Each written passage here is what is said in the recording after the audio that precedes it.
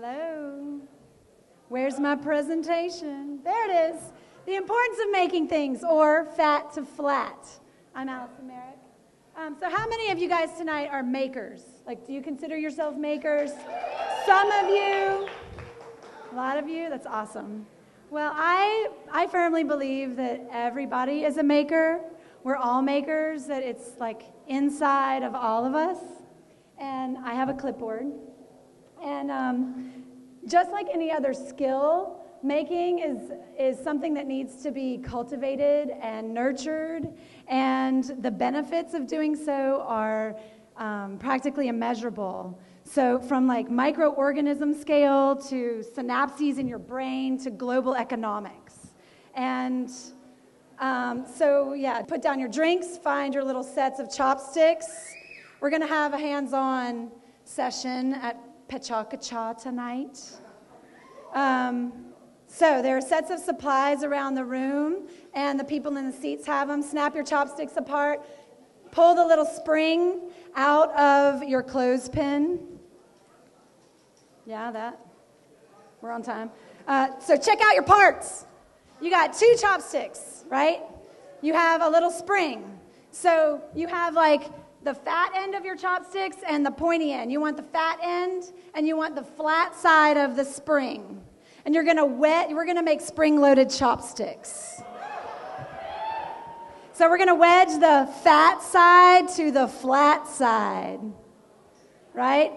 So you can make your spring-loaded chopsticks by wedging your fat side of your chopstick towards the flat side of your spring, okay? Fat to flat, right there.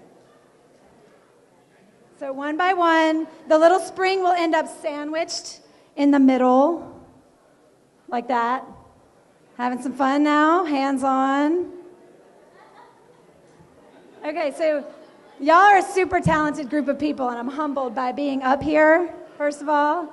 Fat to flat, fat to flat. Are we having some fun? Spring-loaded chopsticks are super practical and useful.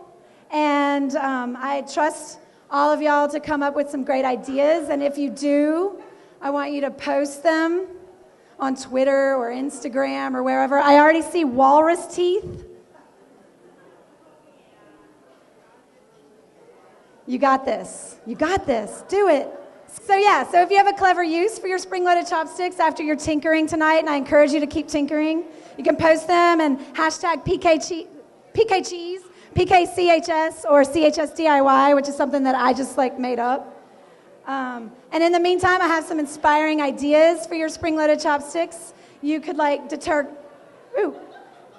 you could eat, right? You could teach your kid to eat, an old person to eat.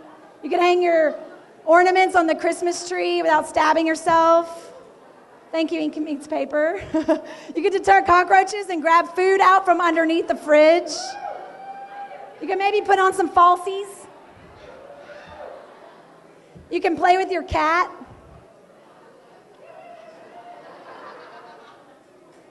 You can pick up a hot tea bag maybe out of like a teacup.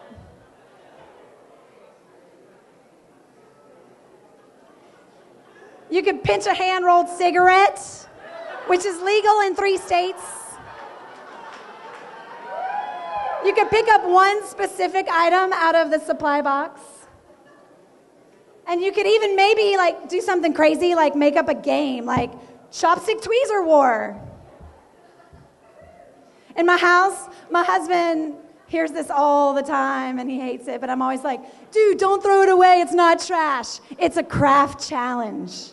So I challenge everybody to come up with some clever ideas for uses of the leftover parts from the clothespin, and my favorite so far is simply a rest for your chopsticks.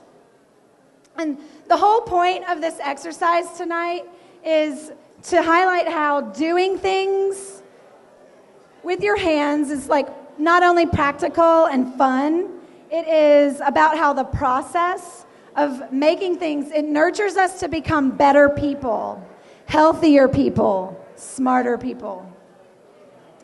And making things with our hands allows our minds to relax and we reach a state of flow. One of my favorite books is Flow by Csikszentmihalyi Mihaly, and he talks about how deep engagement in a task is known to create these euphoric moments. And so diving into making things will actually help you become more focused, more relaxed, and happier.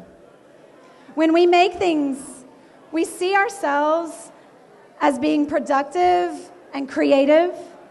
It impacts like our confidence, our communication, and ultimately our communities. The goal isn't about the perfection of the outcome. It doesn't matter if your chopsticks didn't actually work. I love that lots of people are still tinkering.